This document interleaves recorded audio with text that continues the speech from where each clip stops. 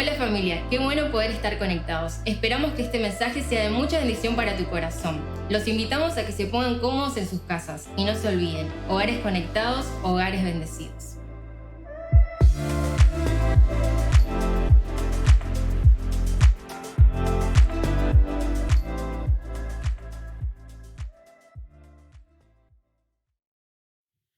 Qué bendición poder compartir la palabra de Dios en este día domingo. Y bueno, toda esta semana, tanto el día jueves como ayer sábado a la noche y hoy domingo, estamos hablando de esta enseñanza, de esta serie que tiene que ver con la iglesia. Y cuando hablo de iglesia, no estoy hablando de la parte institucional, mucho menos estoy hablando de lo que es el edificio, sino que estamos hablando de la iglesia tal cual lo enseña la palabra de Dios, la Biblia. Porque si queremos saber de qué se trata la iglesia, qué es lo que hace la iglesia, qué es lo que hace que seamos iglesia, obviamente tenemos que ir a la referencia, a la lámpara que nos alumbra para que conozcamos la verdad, y eso es la Biblia, la palabra de Dios. El día jueves pasado les recomiendo que si tienen la oportunidad, si no lo hicieron, que puedan escuchar la palabra, la predicación, lo mismo que ayer anoche, que ayer sábado a la noche. El día jueves fue una iglesia sana. Ayer a la noche fue una iglesia poderosa, y hoy domingo el título de la enseñanza es una iglesia viva, una iglesia viva. Y queremos una iglesia viva. Y por supuesto la iglesia está conformada de hombres y mujeres. Y todos me dirán, pero pastor, obviamente estamos vivos, pero estar vivo para poder formar parte de una iglesia viva no es solamente el hecho de poder, por supuesto, respirar, o que nuestro corazón esté latiendo de manera normal, o que nos estemos levantando a la mañana y estemos desarrollando cada una de nuestras actividades, sino que una iglesia viva, compuesta de cristianos que están realmente vivos porque tienen la vida de Dios llenando sus corazones, tiene que ver con algo espiritual. Y es lo que vamos a ver en este día en la palabra de Dios. Queremos una iglesia viva. Y una iglesia viva está conformada con cristianos, con hombres y mujeres que están plenamente experimentando la vida de Dios en sus corazones. Y vamos a ver por qué una iglesia viva. Y la pregunta al revés: ¿puede una iglesia estar muerta? ¿Cuándo una iglesia está viva? ¿O puede una iglesia estar muerta? Mira lo que dice allí en Apocalipsis capítulo 3, porque vamos a ver la respuesta. Versículo 1 al 4. Qué triste es una iglesia muerta, porque una iglesia muerta significa que queda solamente lo institucional, que queda solamente el nombre, que queda solamente alguna función por allí que está desarrollando, pero sin la vida de Dios. Y dice lo siguiente allí en el libro de Apocalipsis: escribe al ángel de la iglesia de Sardis. Esto dice el que tiene los 7 espíritus de Dios y las 7 estrellas. Conozco tus obras, tienes fama de estar vivo, pero en realidad estás muerto. Despierta, reaviva lo que aún es rescatable, pues no he encontrado que tus obras sean perfectas delante de mi Dios. Así que recuerda lo que has recibido y oído, obedécelo y arrepiéntete. Si no te mantienes despierto, cuando menos lo esperes, caeré sobre ti como un ladrón. Sin embargo, tienes en Sardis a unos cuantos que no se han manchado la ropa. Ellos, por ser dignos, andarán conmigo vestidos de blanco. Y volviendo al paralelismo, ¿qué signos tiene una persona que está viva? Repito, respira, le late el corazón, se traslada y se mueve de un lado al otro. Pero si esa persona a la cual le late el corazón y respira está dormida, plácidamente dormida, plácidamente recostada en algún lugar, a la distancia, no difiere, no hay diferencia con una persona que no tiene vida, que está muerta. ¡Oh! Por eso dice, allí en lo que acabamos de leer, tienes fama de estar vivo, pero en realidad estás muerto. Despierta. Y también hay un texto muy interesante que corresponde a esto allí en el libro de Efesios, capítulo 5, versículo 14. Que dice, despiértate tú que duermes, levántate de entre los muertos y te alumbrará Cristo. Quiere decir que para la palabra de Dios, de acuerdo a las enseñanzas de la Biblia, una iglesia que está dormida, un cristiano, porque la iglesia, repito, está conformada por hombres y mujeres que son cristianos, un cristiano que está dormido es igual a alguien que no tiene vida. Es una iglesia que es igual a alguien que no tiene vida, que no puede trasladarse, que no tiene experiencia de vida. Por eso, mira lo que dice la versión 1960, allí en el mismo capítulo de Apocalipsis, capítulo 3, versículo 1. Yo conozco tus obras, que tienes nombre de que vives y estás muerto. Y nosotros tenemos nombre. Y cuando hablo de nosotros, estoy hablando de la iglesia en general, en el mundo entero. Y estoy hablando de nosotros los cristianos. Tenemos nombre de que vivimos, porque somos cristianos, que viene del nombre Jesús, Cristo. Y la iglesia cristiana tiene nombre de que vive, porque es una iglesia que cree en Jesús. Y Jesús está vivo, pero el tener el nombre no nos asegura que estemos vivos. ¿Y qué es lo que nos asegura que estemos vivos? ¿Qué es lo que nos asegura que un cristiano o una iglesia esté viva? Volviendo al paralelismo, que esté en movimiento. Cuando alguien está a la distancia, dormido, puede parecer que no tiene vida, pero nos damos cuenta que tiene vida cuando esa persona se levanta y empieza a caminar, empieza a moverse. Exactamente lo mismo pasa con la iglesia. Lo que hace que estemos vivos es que seamos cristianos, cristianas, que estemos en movimiento. Lo que hace que la iglesia esté viva es que la iglesia esté en constante movimiento. Por eso la exhortación, despierta. Y el que está despierto, ¿qué es lo que hace? Se mueve. ¡Oh! Y cuando hablo de una iglesia que se mueve, es una iglesia que evangeliza, que predica, que es luz en medio de la oscuridad, que cumple el llamado de Dios, que cumple la función que el Señor nos encomendó, que a donde va está sirviendo a Dios, que no para de hacer la obra de Dios. Eso es una iglesia viva. Y quiero volver a leer este pequeño texto dentro del pasaje que ya leímos. Dice, así que recuerda lo que has recibido y oído. Obedécelo y arrepiéntete. Recuerda lo que has recibido y recuerda lo que has oído. No le está pidiendo algo nuevo. Cuando Dios nos pide, no nos pide algo nuevo. Cuando Dios nos exhorta, no nos está exhortando a algo que no conocemos, que no hayamos escuchado, que no hayamos sabido.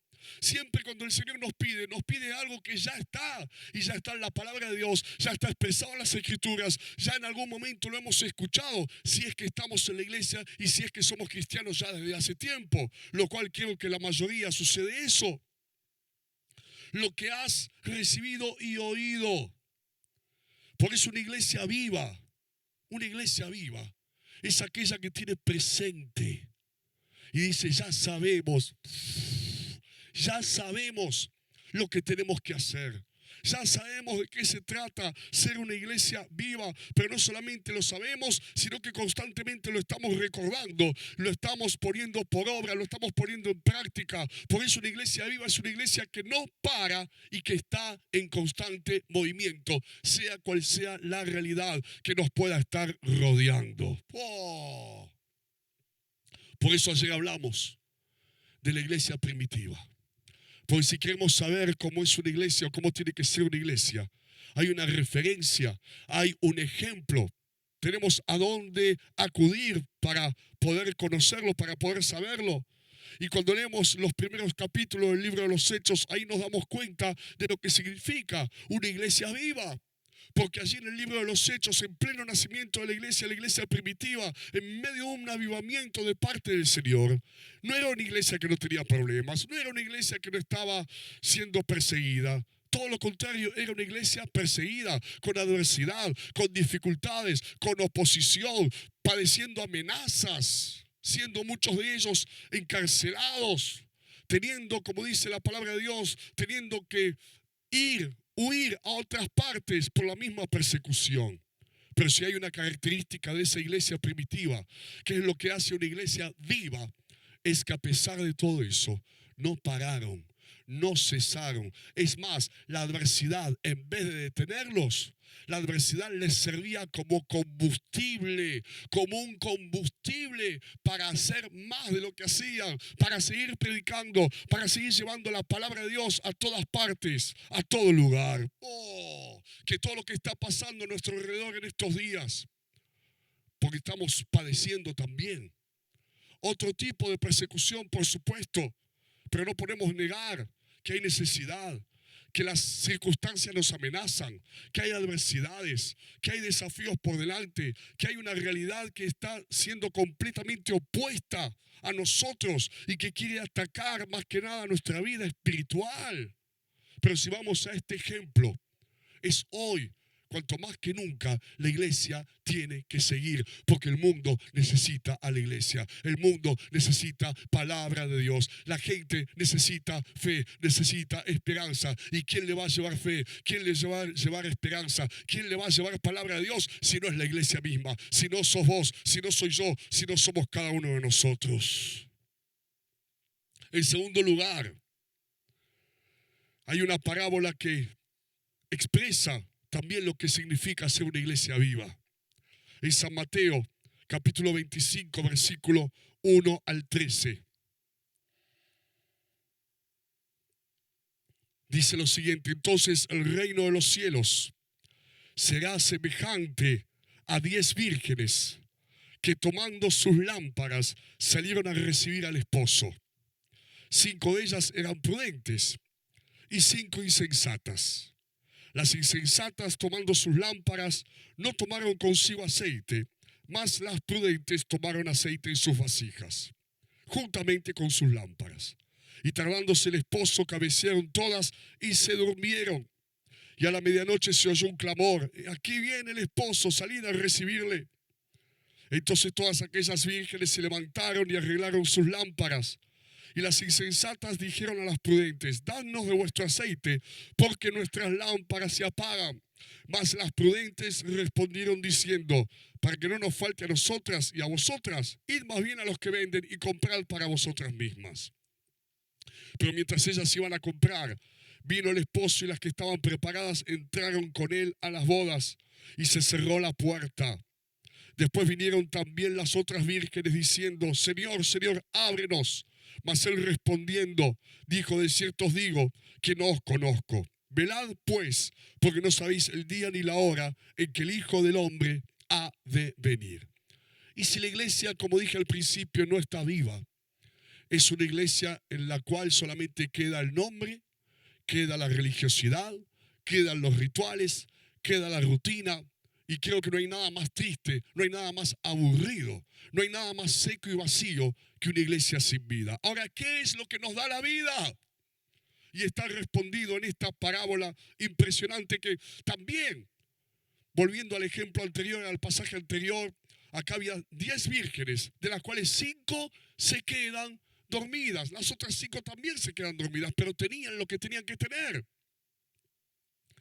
¿Y cómo era la ceremonia del casamiento para que podamos entenderlo más? Las 10 vírgenes formaban parte del cortejo nupcial. Con sus lámparas encendidas, alumbraban el camino para la llegada del novio, el cual se encontraba con la novia, y de allí luego partían al lugar de la ceremonia. Las lámparas estaban alimentadas con aceite, y ese aceite era aceite de oliva, que se usaba también como combustible.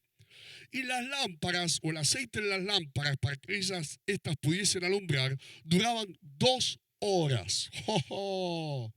Ahora, las vírgenes, las 5 insensatas, las que se quedaron dormidas pero sin aceite, seguían siendo vírgenes, al igual que nosotros seguimos siendo cristianos. Seguían teniendo las lámparas, al igual que nosotros tenemos algo en nuestro interior que se llama espíritu, nuestra vida espiritual. Pero sin el aceite no podían cumplir su función. ¿Y qué es lo que simboliza la lámpara encendida? La lámpara encendida simboliza varias cosas, pero más que nada simboliza nuestra vida llena del Espíritu Santo. Sin ser llenos del Espíritu Santo no podemos ser cristianos, no podemos ser una iglesia realmente viva, cristianos realmente vivos. Solo llenos del Espíritu Santo podemos alumbrar, al igual que lo hacían estas 10 vírgenes, el camino, pero en este caso el camino al perdido, para con nuestra palabra, para con nuestra oración, para con nuestro testimonio y el poder de Dios ardiendo como esas lámparas en nuestros corazones, podamos llevar el Evangelio y podamos llevar la vida de Jesús a todo aquel que lo necesita. Ahora, al igual que las lámparas, el aceite, como les dije, duraba 2 horas. ¿Por qué? Porque lo que Dios nos da, ¿sí? Lo que Dios nos da, no dura para siempre en cuanto a la llenura del Espíritu Santo. La llenura del Espíritu que Dios nos da no dura para siempre, sino que tenemos que volver a ser llenos. Como lo vemos constantemente en el libro de los Hechos y ahora lo vamos a ver. No fueron llenos solamente una vez al comienzo de la iglesia primitiva, sino que el ser lleno del Espíritu Santo fue una constante. Continuamente seguían buscando a Dios, continuamente seguían orando, continuamente seguían alabando para seguir siendo llenos del Espíritu Santo y así poder hacer la obra de Dios. ¡Oh! Por eso una iglesia llena, una iglesia viva, es una iglesia llena del Espíritu Santo de Dios. El nacimiento de la iglesia comenzó de esa manera, de la misma forma. Si nosotros queremos seguir adelante y seguir siendo una iglesia viva que está en constante movimiento, tenemos que seguir siendo llenos del Espíritu Santo. Esa es la señal de una iglesia viva. En tercer lugar, mira lo que dice el libro de los Hechos, capítulo 4, versículo 23 al 31. Dice: al quedar libres, Pedro y Juan volvieron a los suyos y les relataron todo lo que les habían dicho los jefes de los sacerdotes y los ancianos. Cuando los oyeron, alzaron unánimes la voz en oración a Dios. Soberano Señor, creador del cielo y de la tierra, del mar y de todo lo que hay en ellos. Tú por medio del Espíritu Santo dijiste en labios de nuestro padre David, tu siervo: ¿por qué se sublevan las naciones y en vano conspiran los pueblos? Los reyes de la tierra se rebelan y los gobernantes se confabulan contra el Señor y contra su ungido.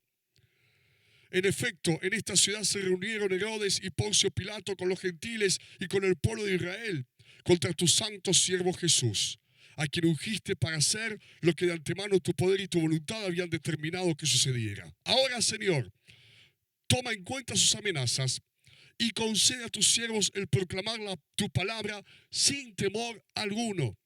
Por eso extiende tu mano para sanar y hacer señales y prodigios mediante el nombre de tu santo siervo Jesús.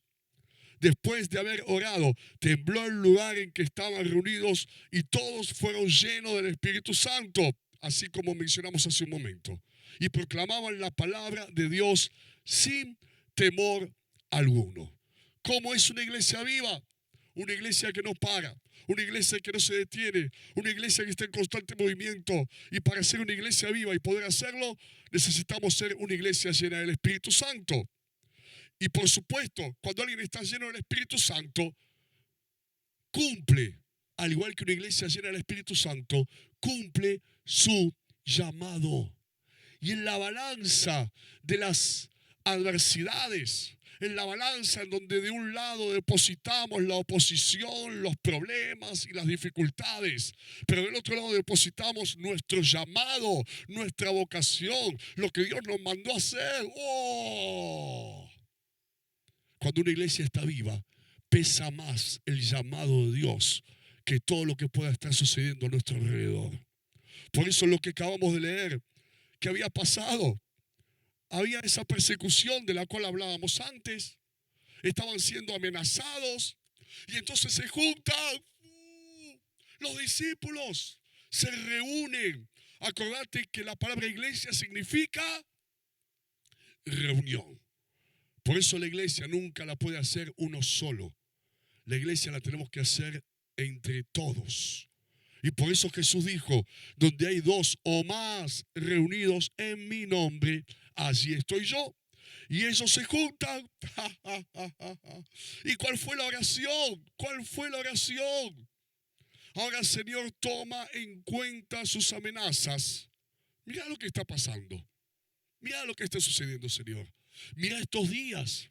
Mira la pandemia, mira las necesidades, mira todo lo que está sucediendo a nuestro alrededor, mira los problemas, mira lo que nos está faltando, mira las amenazas de las circunstancias, de la adversidad. Pero no solamente pedimos que tengas en cuenta todo eso, también pedimos, como pidieron ellos, concede a tus siervos el seguir proclamando tu palabra sin temor alguno. Y mientras estábamos predicando, oraron ellos. Seguí extendiendo tu mano para sanar y hacer señales y prodigios mediante el nombre de tu santo siervo Jesús. Esa fue la oración. Y esta es la oración de una iglesia viva. Esta es la oración de un cristiano vivo. No es que negamos la realidad. Señor, mira la realidad. Señor, mira lo que pasa. Mira tanta necesidad y tanta adversidad y tantas amenazas a nuestro alrededor. ¿Cómo les pasaba a ellos? Pero Señor, concédenos que podamos seguir en movimiento. Seguir haciendo lo que tenemos que hacer. Seguir predicando, seguir llevando tu palabra, seguir siendo luz en medio de la oscuridad. ¡Wow! Y mi gran pregunta es en este día, esa fue la oración de ellos, pero ¿cuál es nuestra oración? ¿Cuál es tu oración? ¿Cuál es mi oración? Me siento vivo, dice alguien que está haciendo lo que le gusta, que está desarrollando su pasión y cumpliendo su vocación. ¿No? Lo han escuchado, lo hemos visto en las películas, lo hemos sabido por gente a nuestro alrededor que dice, me siento vivo, hago lo que me gusta. Estoy cumpliendo mi sueño, me siento vivo. ¿Y por qué se siente vivo? ¿Por qué esa expresión? Porque volviendo al principio, no se trata solamente de la respiración o los latidos del corazón, sino que hay una satisfacción en el alma, hay una plenitud en el interior, porque ese hombre o esa mujer está haciendo lo que le gusta y se siente satisfecho, satisfecha. Y por eso dice, me siento ¿qué? Vivo. Y la única manera de que la iglesia esté viva es que esté desarrollando, esté llevando a cabo su llamado y su función. Por eso una iglesia viva, más allá de lo que suceda, sigue su llamado. Y escucha esto porque es poderosísimo lo que te voy a transmitir en este día. Que Dios también me lo transmitió obviamente a mí. Mira lo que dice Efesios, capítulo 1, versículo 19 al 23. Y cuán incomparable es la grandeza de su poder a favor de los que creemos. Está hablando del poder de Dios. Ese poder es la fuerza grandiosa y eficaz que Dios ejerció en Cristo cuando lo resucitó de entre los muertos y lo sentó a su derecha en las regiones celestiales. Muy por encima de todo gobierno y autoridad, poder y dominio y de cualquier otro nombre que se invoque, no solo en este mundo, sino también en el venidero. Dios sometió todas las cosas al dominio de Cristo y lo dio como cabeza de todo a la iglesia. La iglesia, que es su cuerpo y es la plenitud de aquel que lo llena todo por completo. Y voy a leer un texto de la versión 1960. Dice, y sometió todas las cosas bajo sus pies. Y lo dio por cabeza sobre todas las cosas a la iglesia. Quiere decir, si podemos analizar lo que acabamos de leer, si dejamos que Dios nos hable y el Espíritu Santo nos alumbre, quiere decir que por encima de todo, está Jesús. Está la voluntad de Dios. Pero inmediatamente después de Jesús, de la voluntad de Dios, no hay nada más, no hay nadie más, solamente la iglesia, porque la iglesia es el cuerpo de Cristo. No hay nada. Manda Dios. Oh, Jesús es la cabeza. Y después, pues, ¿quién más está? ¿Qué está? ¿Quién manda? ¿Quién domina? El diablo, las tinieblas, esto, aquello, los gobernantes, los políticos. No. Está la iglesia. Y todo lo puso de acuerdo a la versión 1960. Sometió todas las cosas bajo sus pies. Y si la iglesia es el cuerpo de Cristo, todo está bajo ¿dónde? Bajo la iglesia. En cuanto a autoridad, en cuanto a poder, en cuanto a dominio, en cuanto a responsabilidad, en cuanto a función. Por eso una iglesia viva, escuchad, una iglesia viva está en constante movimiento, una iglesia viva no para, una iglesia viva está llena del Espíritu Santo, como acabamos de mencionar. Una iglesia viva sigue su llamado, pero una iglesia viva también, de acuerdo a lo que estamos hablando ahora, ocupa su lugar. Ocupa su lugar de autoridad y de dominio. Porque escuchá, dice allí en San Mateo, lo voy a leer yo, no sé si está en la pantalla, capítulo 18, versículo 18 al 20, ustedes lo conocen muy bien. De cierto os digo, dijo Jesús, que todo lo que atéis en la tierra será atado en el cielo, y todo lo que desatéis en la tierra será desatado en el cielo. Otra vez, mira la importancia que tendrá, que Jesús dijo, se lo repito, otra vez os digo, que si dos de vosotros, ahí está la iglesia, se pusieren de acuerdo en la tierra acerca de cualquier cosa que pidieren, les será hecho por mi Padre que está en los cielos. Porque donde están dos o tres congregados en mi nombre, ahí está la iglesia, allí estoy yo en medio de ellos. Cuando la iglesia ocupa su lugar, como iglesia nos ponemos de acuerdo, ¡wow! Y oramos y clamamos. Y cuando la iglesia ora, Dios obra. Y una iglesia viva es una iglesia que ora. Una iglesia viva es una iglesia que se pone de acuerdo. Una iglesia viva es una iglesia que está unida y dice, vamos a orar por esto. Nos ponemos de acuerdo en esto. Clamamos todos por lo mismo. Pedimos todos por lo mismo. Y cuando la iglesia ora, porque es el cuerpo de Cristo, Dios obra. Cuando la iglesia predica, hay salvación. Si no, no hay salvación. Mira la importancia. Mira la importancia. Mira la importancia de que la iglesia cumpla su función, cumpla su llamado, esté en movimiento. Porque en una iglesia, como dije en el día de ayer, uno lee el libro de los Hechos y de repente te habla de Esteban. Esteban iba, predicaba. Te habla de Felipe, también hacía lo mismo, oraba, milagros, maravillas. Te habla de Ananías, aquel hombre a quien Dios usó para ir y llevarle las buenas nuevas y guiar a Saulo de Tarso, el cual sería después el apóstol Pablo. Y Felipe, Ananías, Esteban, no eran los apóstoles, eran simplemente discípulos. Porque en la Biblia, en el libro de los Hechos, no habla de miembros de la iglesia, habla de discípulos de Cristo, que cuando se juntaban eran la iglesia. ¡Wow! Y eso significa que en una iglesia viva todos hacen.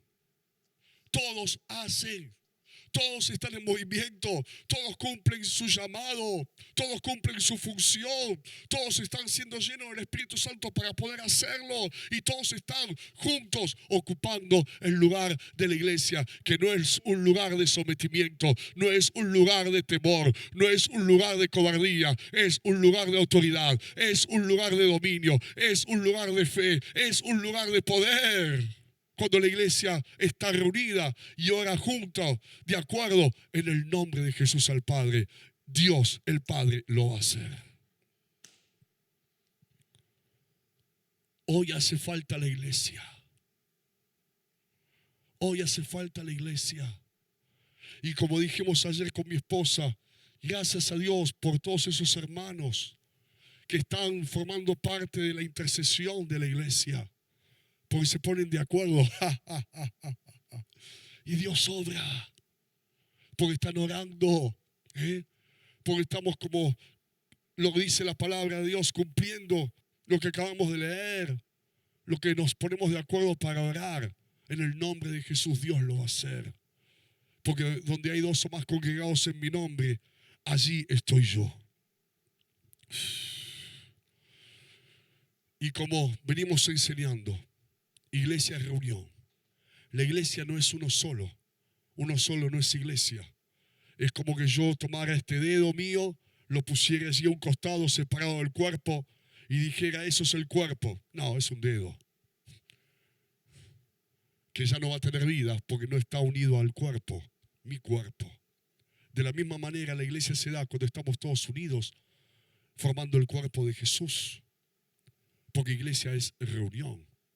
Y todos tenemos que, más que nunca en este tiempo, para que nadie se seque, para que nadie deje de tener vida espiritual, para que nadie esté solo, aislado, lo cual es presa fácil del enemigo, del diablo, que anda buscando a quién devorar. ¿Y a quién va a devorar? No puede contra el cuerpo de Cristo, pero sí puede contra los cristianos solitarios, aislados, pero no contra el cuerpo, porque viene Jesús, que es la cabeza, sobre todo principado, dominio, autoridad, sobre todo nombre que se nombra no solamente en este siglo, sino también en el venidero, dice la Biblia. Pero después de la cabeza viene el cuerpo, que es la iglesia. Y vos y yo somos parte de la iglesia. Y vamos en este tiempo a tomar nuestro lugar. Como mencioné hace tiempo atrás, algunos le dan gloria a los médicos, le dan gloria a los científicos por la vacuna y gracias a Dios por los médicos y los científicos. Pero no nos olvidemos que la iglesia oró, que la iglesia pidió a Dios piedad, misericordia, que la iglesia intercedió y por eso hoy podemos vislumbrar una luz en el horizonte para todo lo que está pasando a nuestro alrededor. Lo mismo todo lo demás. En una nación en donde hay una iglesia presente, una iglesia viva, una iglesia activa, empiezan a suceder cosas. Empieza a haber salvación, empiezan a haber milagros, porque esos son los signos también de una iglesia viva, cuando vemos el mover de Dios, porque Dios obra a través de la iglesia, cuando nos ponemos de acuerdo y estamos pidiendo por lo mismo, y de repente hay milagros, y de repente los hombres, las mujeres, los jóvenes se salvan, los drogadictos son libres, los hogares y las familias son transformadas. Es porque la iglesia está viva y se está moviendo y está actuando. Qué lindo lo que mencionaba en el día de ayer, que Pedro y Juan fueron azotados, fueron llevados prisioneros y luego azotados. Y una vez que los dejaron en libertad, todo por predicar la palabra, dice la Biblia, salieron gozosos por haber sido tenidos por dignos de padecer tal afrenta por el nombre de Jesús. Y yo digo, en vez de salir llorando, salieron con gozo. Los acababan de azotar. Y en vez de deprimirse, salieron festejando, celebrando. Quiere decir que en su balanza, era mucho más valioso Y después fueron y siguieron predicando. No se achicaron, no se desanimaron, no se detuvieron. Quiere decir que la balanza de sus vidas era mucho más valioso el seguir haciendo la voluntad de Dios, el seguir cumpliendo el llamado, el seguir predicando, que la persecución, las amenazas, el encarcelamiento y aún las torturas que habían padecido. Los que formaban la iglesia primitiva, por esa persecución tuvieron que huir. Y cuando huyeron, dice la Biblia, seguían predicando.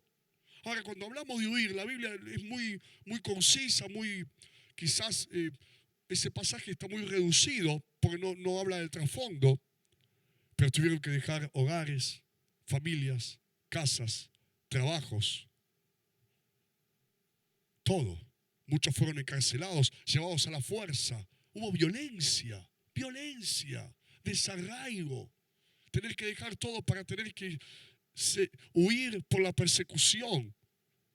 Pero a donde iban, dice, seguían predicando, seguían evangelizando, seguían haciendo la obra de Dios. Eso es una iglesia viva. No nos vamos a detener, vamos a seguir adelante. Y cada uno tomando su lugar, que es el lugar de la iglesia. Vamos a orar en este día.